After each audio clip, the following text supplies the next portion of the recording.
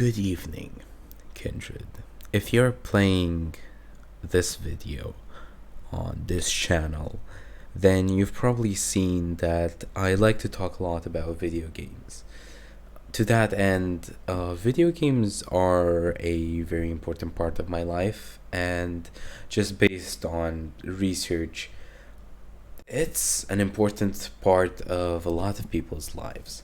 So, in that scenario where you have video games that are slowly but surely taking over the media landscape, like being across, getting over music, getting over movies, as the number one experience to have if you want to be a media connoisseur. It would be weird then if video games were tame, or if video games did not talk about serious topics. So, for example, if you take any other entertainment industry, you of course have its outcasts, or not even its outcasts, even those people who have risen to fame inside of these industries. They did so by approaching serious messaging, by approaching topics that were hard to discuss, that they were hard to approach to begin with. Here I'm thinking of like some really obvious examples are The Clash and other punk bands of the 70s and 80s that were talking about how it is to be a young male in your 30s or in your 20s living in Britain, how it felt to not have a job, how it felt or to just work in fucking in a factory all day long. And in the same vein, you also have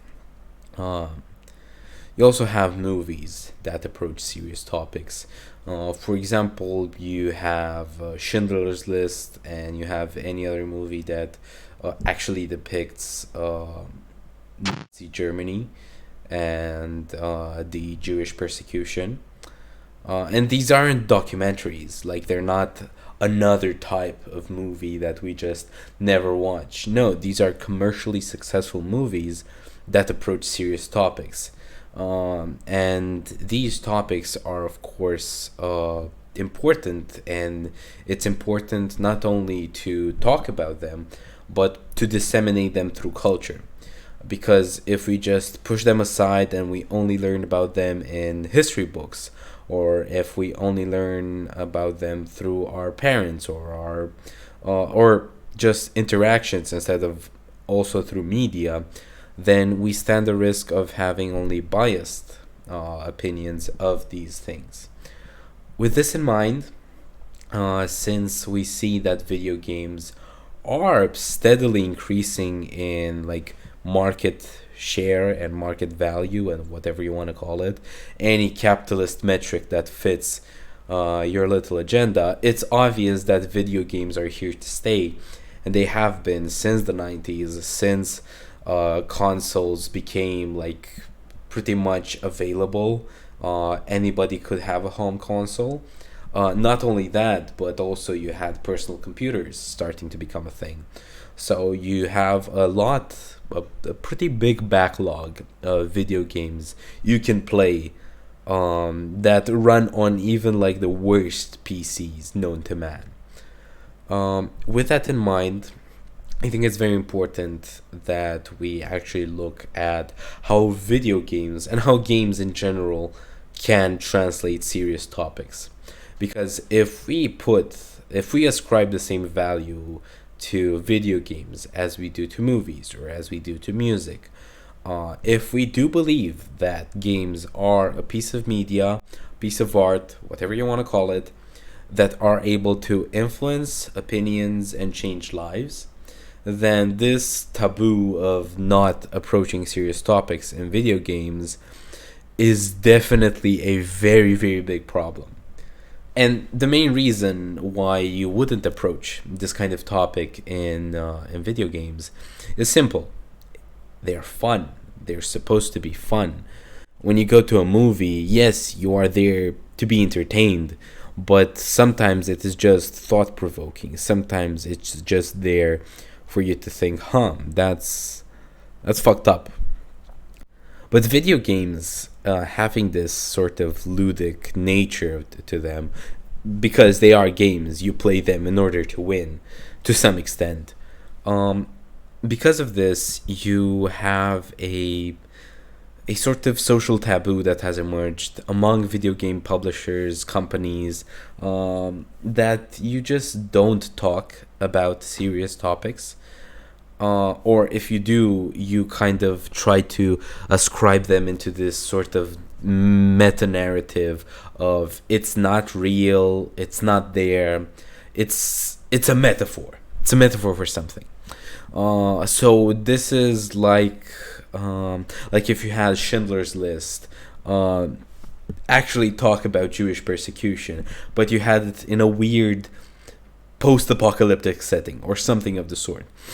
You take it out of context, in sort of trying to mimic these things, but not approach them head on, so you don't actually step on any toes. The reason why I'm saying this is that the only video games that are even coming close to having any sort of political or social commentary usually aren't set in real life. They are set in isomorphisms of real life, but not truly what makes up our day-to-day occurrence. So for example, starting with video games and working our way down, let me actually look it up. Video game political cross border. Before we actually delve into any sort of games, there's going to be three that we talk about, and then we talk about what we can do to make games better. We need to talk about what games are, and I'm gonna go on a limb here, and unfortunately for you, I've studied a lot of the games literature of the past 2 decades. I'm not gonna bore you with the details, because there's a lot of people like Ian Bogost or forget his name, Frasca, or Gonzalo Frasca, that are like, no, we need serious games that address serious topics, but they make the games bad. Like, honestly, they try to make serious games and they turn them bad.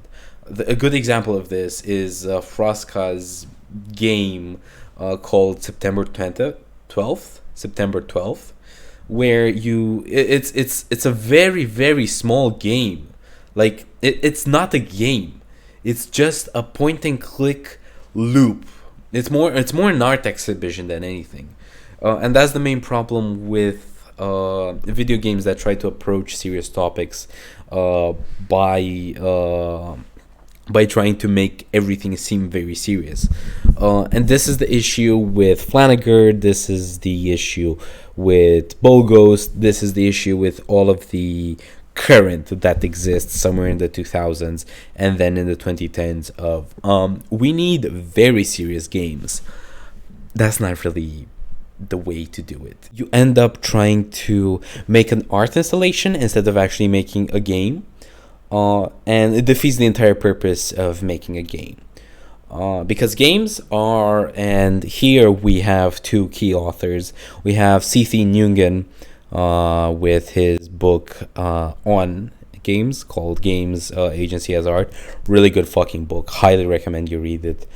But and the guy he gets inspired from to create his definition and to go crazy with it, Bernard Suits, with his book The Grasshopper, which is basically a fictionalized account of trying to understand what games are.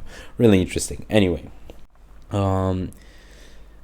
Bogost and his friends basically fuck up what games are because they stop making games and they start making art installations. To that end, Nguyen defines games as agency. They are the art of agency. Because games, in the way they are created and in the way they function, they allow the user to feel emotions and to enjoy, or not necessarily to enjoy, but to feel. I think to feel is a very, very good description. To feel how it would be to be in the shoes of a certain character. It's a POV. Games are always POVs. So as opposed to a movie where you see persecution happen, you may be able to empathize with characters. You may be able to transpose yourself in their shoes and to understand where they're coming from, where they're going. In games, you get to play as a character in that world. You get to be immersed in that world, not only through the fourth wall, but you actually go into the universe and you are able to alter it to some extent, to some degree. You are able to alter it depending on the video game, and you're able to play with that agency. Because you can alter the universe, Nguyen says, then you have agency. Then each game is a mode of agency that players are able to learn. Of course, different video games have different modes of agency, and sometimes we don't even realize that these exist. But the reason why I'm bringing this into discussion right now is because Bogost and September 12th removes that agency from the play, from the game. It's just an art exhibition. It's just a thing that doesn't allow you to immerse yourself because you have... It's interactive, yes, totally agree, but it doesn't go that extra mile of making your actions actually reflect on the world of the game or the world that is set up. Furthermore, there's very few games that straight up deal with horrible things that happen in the real world that are actually published. There is Train, which let me see. There is Brenda Braithwaite Romero's Train, which is a board game, but you can't play it because it's only a prototype. The gist of it is that you and the other players compete in order to see which one of you can get your train to the most stations the fastest. But at the end, the final stop is a concentration camp, and you discover you've been basically aiding the Nazis all along. But that isn't really that isn't playable because it's only a prototype that was created for an art exhibition. So again, you get hit with this stone wall where you can't experience games that take on serious matters because they're behind the wall. Again, it's taboo. You don't really want to approach these kind of topics in games because it's considered that games are supposed to be fun, and once you actually bring horrible things into discussion, you can't play anymore because you play to win. And one of the main gripes is, okay, but what if I play to win and one of the roles I can take is the role of an oppressor? Is it still lawful, or is it still morally ethical to still play to win in that scenario? So that's the 2000s, that's the games literature that goes insane and says, yeah, we don't, unless we have unfun games, then no, we can't talk about the actual real world politics. I think there are two games that are pretty important in this discussion. There's Road 96 and everything else that follows through with it, in the same line as Road 96, and then there's Disco Elysium. Going first, let's talk about Road 96, but first let me have a bottle of water.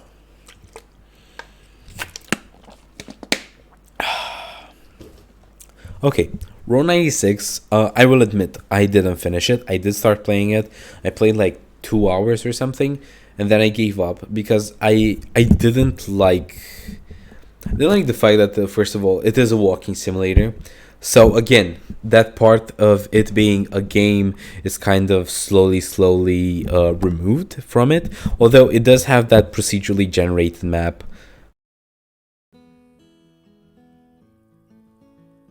Road 96 is it's a fictional setting. The main premises of it is you play as multiple teenagers that you can maneuver and whatever in a procedurally generated road trip. Your purpose is to cross the border away from Petria. Petria being this authoritarian, maybe fascist, just nasty state that hates teenagers, which automatically starts resembling some of these things that we like. We Some of these things that we want to see in a serious game, but starts alienating the actual topics and turning them into things that kind of look similar if you squint your eyes. Um, the reason why you're crossing the border is because you're a teenager. And the teenager aspect is made really important because teenagers are the only ones that are being like arrested, killed, tortured, grabbed by the state. Horrible things are done onto them, whatever. Which makes it a bit more difficult to actually draw parallels. Of course, you can say this is, oh my god, this predicted Trump, oh my god, this is just like Trump, this is just everything. But the fact of the matter is, it's not a game about crossing the border in a real environment.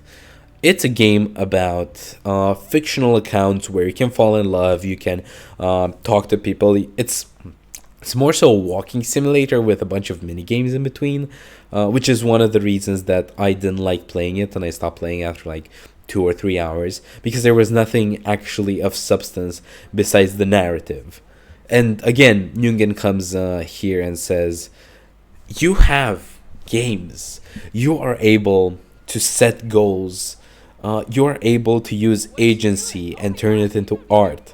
If you are just using your games to make narratives that are also interactive, this is what you'd see in other literature being described as a cybertext.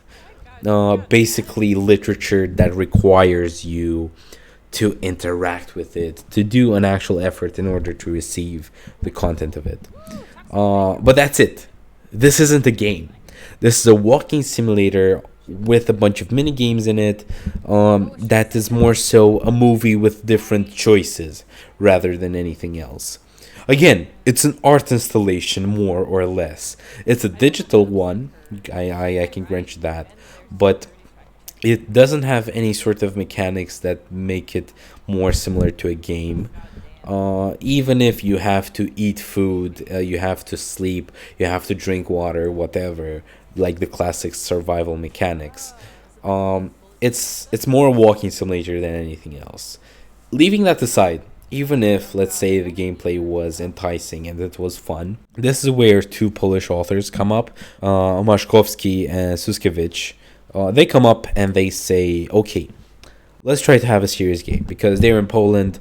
They are in 2020. They are part of a project where since they are from a game institute, they're part of a project where they're going up to some I want to say grade schoolers, and they're like, okay, we're gonna make games with them. Like, we're either gonna give them some games to play, or we're gonna make games with them, like help them design games, or we have to do something about games, and we have to do something about the Jewish persecution in Poland.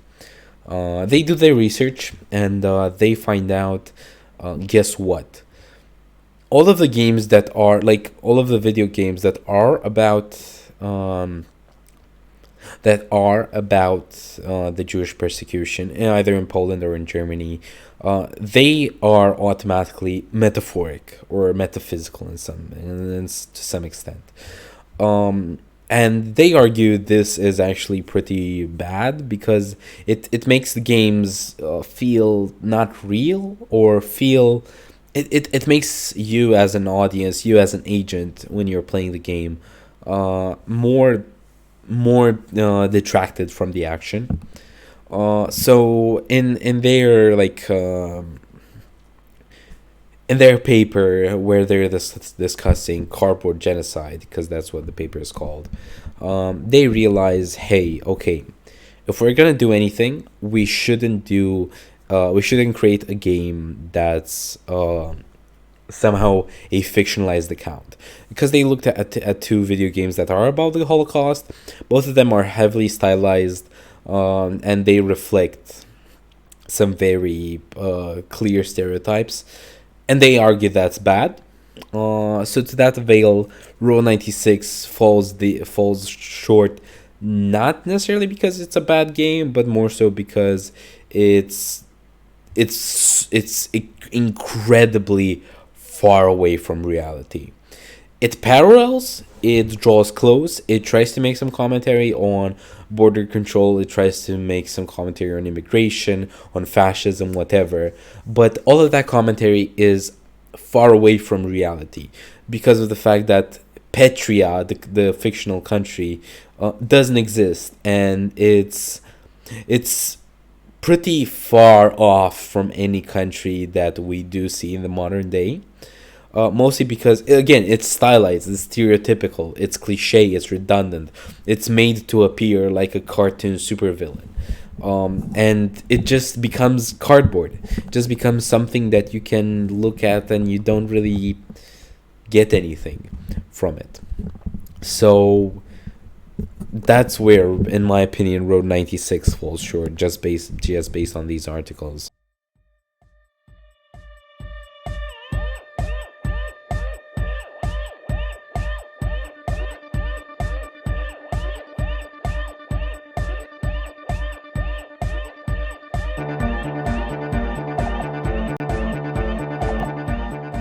We move on to a game that is praised, praised for its political commentary, and that is Disco Elysium. It's set in Revachol. It's set in a completely fictional world. Like, there is nothing about it that is real. But the reason why it's so beautiful is because it's detailed enough, unlike Road 96's Petria, for you to be able to actually draw very, very clear parallels. Like, for example, the Communard Revolution had a figure known as Krasmazov, which, of course, is a nod to Karl Marx and communism. Um, but even despite all of these much clearer parallels, and despite its fictionality, where Disco Elysium doesn't work as a political commentary on current actions is because it operates by its own rules, to some extent, to a pretty large extent, I'd argue. So, whereas Petria in Road 96 tries to mimic things from the real world and kind of nudge you in that direction that, hey, this is about the US. Just saying, man. Disco Elysium says, fuck it. No, this isn't about the US. This is about Europe. This thing, well, it does have some similarities. It operates by its own rules. And even though we can see some great social commentary by the way that trade unions work and corporations operate, and they kind of juxtapose each other. Both are corrupt, no, sorry. The trade union is corrupt, the corporation is oppressive. Both of them are incredibly flawed, and you kind of have to choose between two evils. That's great, but it doesn't approach the serious topics that we wanted to approach. So, Disco Elysium, great game. I wouldn't call it a narrative experience because it feels like the interactivity is an important part of it, mostly because you don't have branching storylines as much as you have whatever the fuck you say is gonna have consequences. It appears like not even the game knows what the consequences are gonna be, and that's fucking amazing. That's how it should be. And that's why Disco Elysium is a great game, but doesn't address serious topics.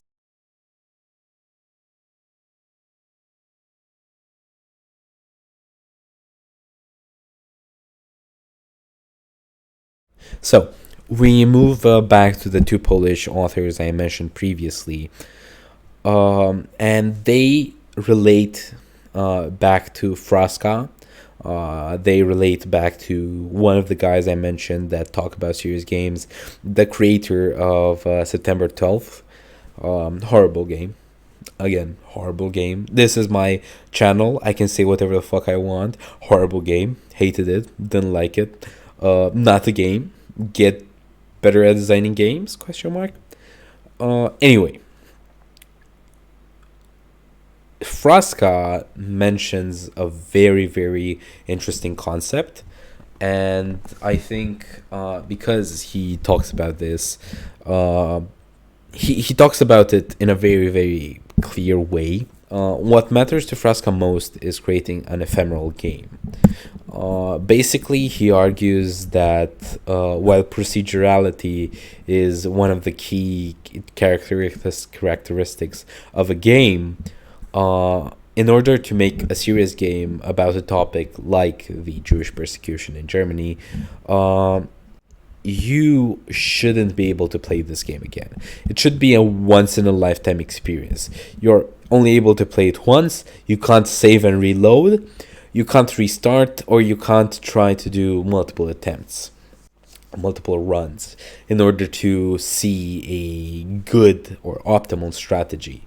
The reason why Fraska argues for this is because if you're able to play a game about persecution multiple times, you'll be able to identify an optimal solution.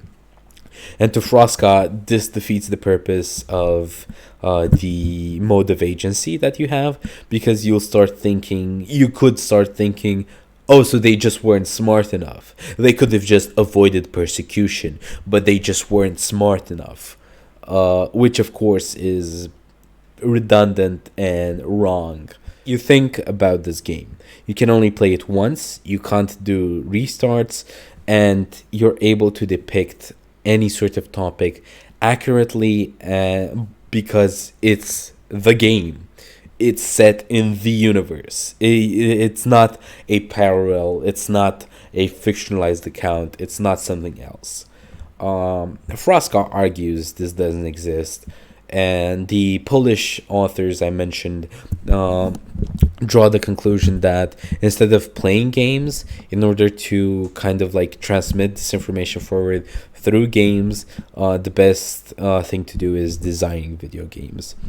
In their article, when they approach those children, they realize, okay, let's make them design games. We are gonna tell them, okay, these games are gonna be in some way related to the Holocaust.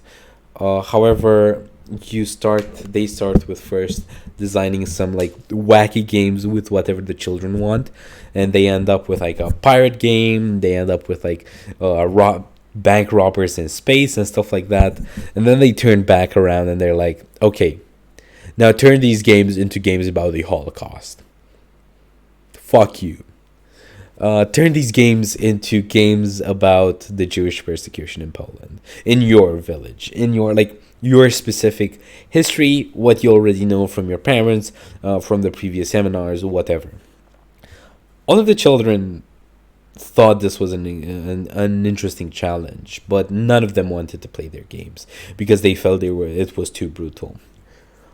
So we have all of this. We have Gonzalo Fraska talking about the ephemeral game. We have a lot of video games whose main problem when approaching serious topics is the fact that they don't really approach the reality. How do we make it good? How do we make it actually feasible? Well, in my opinion, the thing we should do is design and play more tabletop RPGs. I know this is gonna sound stupid because initially you think, oh, so we're just gonna throw away video games entirely and just adopt another genre. Well, the reason why I'm saying this is because tabletop RPGs especially, fit all of the requirements that Fraska sets. you can't play a like you can play a TTRPG multiple times, I guess, but story based TTRPGs, as even as much as you optimize, like you can optimize builds, you can optimize loadouts, skill distributions, whatever. Uh, the mechanics can only push you so far because you have a game master, because you have an arbiter that can say, okay, you just can't win this. Like, if you have a competent game master in an RPG, in a TTRPG, then you can set clear limits of failure. And that's obviously very good. More so, there's no way, even if you've played a TTRPG before, there's no way you can repeat the same adventure and have it happen the same way. Um, to that extent, you can't save, you can't restart, you can't do multiple runs. So a campaign on a story arc, whatever you want to call it, can only happen once. So they TTRPGs, I'd argue, are the best possible thing you can take if you want to make a serious game. If you want to make a game about the Jewish persecution and you want to set it in the actual environment, but you're not a fucking AAA publisher and nobody's gonna let you publish that, then maybe try setting it using a TTRPG, using mechanics that definitely encourage stuff like this, but to some extent, keep away from procedurality, because one of the key aspects of tabletops is they are social. They are definitely more social than video games, where unless it's a multiplayer video game, in which case there's probably going to be toxicity if there's any sort of competition involved. Video games are in general an individual experience, whereas tabletops are around the table. They are social by nature because you have multiple characters interacting with one another. Because they are RPGs, first and foremost, you are playing a role. You are setting yourself up for a certain mindset and to some degree for some sort of failure, because TTRPGs are at in the way they are meant to be played, and the way that most good TTRPGs encourage play, is what Nguyen calls striving play. Striving play is basically wanting to win, but only wanting to win so you're able to enjoy the challenges that emerge from actually trying to win. So the struggle, this striving, this is juxtaposed with achievement play, which is just, I want to play to win, even if winning is made for ulterior motives. I think any sort of serious topic can only be approached through this kind of striving play. Because if you have achievement play, as other authors have name dropped or thought of previously, then you will have people trying to optimize, people trying to make more efficient, and you'll have pretty much speedrunners to some extent trying to make the game to play the game differently, which is totally fine, but not if you want to transmit a serious topic. It wouldn't feel right to just end this video on tabletops are great. Everybody should be playing tabletops. Fucking go at it. It's obvious that censorship of this specific type, exists and dominates the games culture, especially the video games culture, especially. And I'd argue that unless we want a more constricting society that shares the same limited values, then we have to introduce serious topics in our video games. Because as the authors I've mentioned argue, when we are afraid to talk about a topic and disseminate it inside our society, our memory, our collective memory of it, starts being fractured by vernacular culture.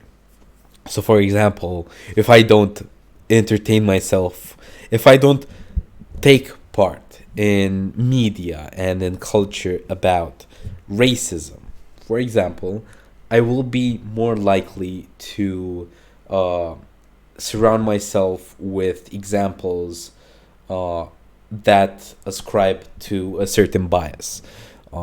My vernacular, my day to day life will be influenced by the same patterns repeating over and over again. And if I don't have any sort of culture to disseminate in order to say, wait, there's other ways to do stuff I didn't know, then it's more likely for me to just be constantly reinforced by my vernacular and split into a very small fraction of opinion that only me and a couple of other individuals kind of make sense of one another.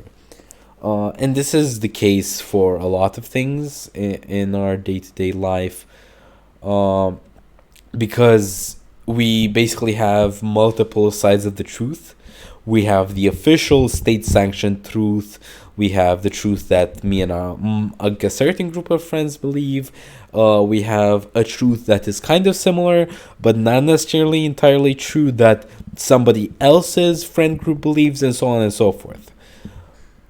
But we need to take a step back and we need to regroup, so we are able to actually disseminate serious topics in a way that encourages more people to think more about them critically. I would argue that to play with history is not to mock it, not to laugh at it, but to remember it together, differently, and to some extent more meaningfully. So that's this video. Finally made a video on this channel. Took a fucking hot minute. Hopefully there's gonna be more videos. Who knows? Maybe. I also have a Patreon.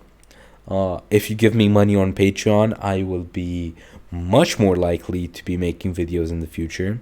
So give me money on Patreon. It's that simple.